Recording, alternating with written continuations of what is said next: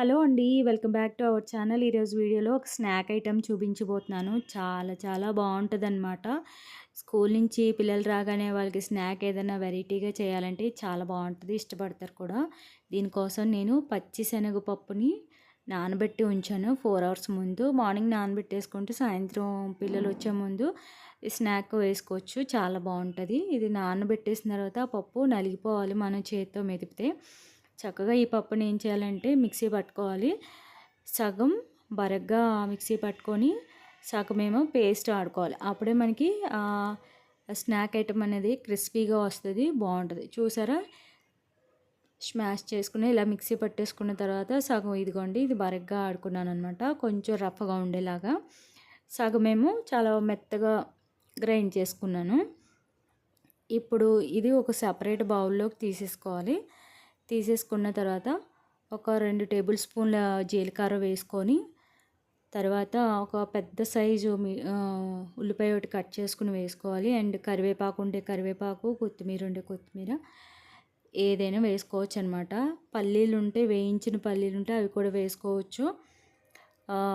లేదంటే పెసరపప్పు కూడా వేసుకోవచ్చు. నేను ఏంటంటే పచ్చిమిర్చి, జీలకర్ర, కరివేపాకు, ఆనియన్స్, ఒక ఆనియన్ కట్ చేశాను చీరికల కింద.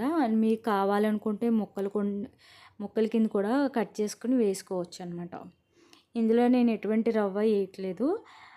ఎందుకంటే కొంతమంది ఏంటంటే క్రిస్పీనెస్ కోసం గోధుమ రవ్వ అవి వేస్తూ ఉంటారు. సో నేను అదేమీ వేయట్లేదు. ఓన్లీ వెజ్జీస్తోనే ఇలాగా వేసుకుంటున్నాను. రుచికి తగ్గట్టు సాల్ట్ వేసుకోండి.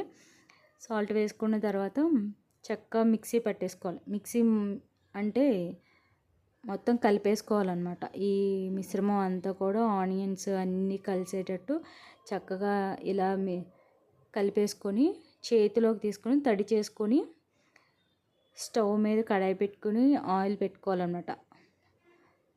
అది బాగా హీట్ అయిన తర్వాత ఇలా వడలాగా ఒత్తుకొని చక్కగా మనం రఫ్గా ఆడుకున్నాం కదా, అది మధ్య మధ్యలో క్రిస్పీగా తగులుతుంది అనమాట. ఆయిల్ నేను ముందుగానే పెట్టేసుకుని ఒకటి వేసి ఉంచాను, కాగిందో లేదా అని టెస్ట్ చేయడానికి.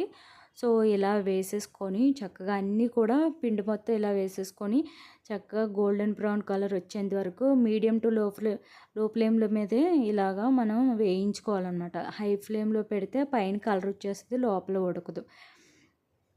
ఇలా మనం చక్కగా కలర్ వచ్చేంత వరకు వేయించుకుని సర్వింగ్ ప్లేట్లోకి తీసేసుకుంటే మనకి పిల్లలు వచ్చినా లేదంటే ఎవరైనా గెస్ట్లు వచ్చినా కూడా చక్కగా మనం ఇలా పెట్టుకుంటే ఆ పిండి కొంచెం మిక్సీలో ఫ్రిడ్జ్లో కూడా పెట్టుకోవచ్చు అనమాట. 2 రోజులు ఉంటుంది. కావాలంటే వేసుకోవచ్చు. సర్వింగ్ ప్లేట్లో తీసేసుకుంటే పచ్చి శనగపప్పు వడ రెడీ అయిపోతుంది. వీడియో నచ్చితే కనుక లైక్ చేయండి, షేర్ చేయండి, అని మన ఛానల్ సబ్స్క్రైబ్ చేయడం మాత్రం మర్చిపోవద్దు.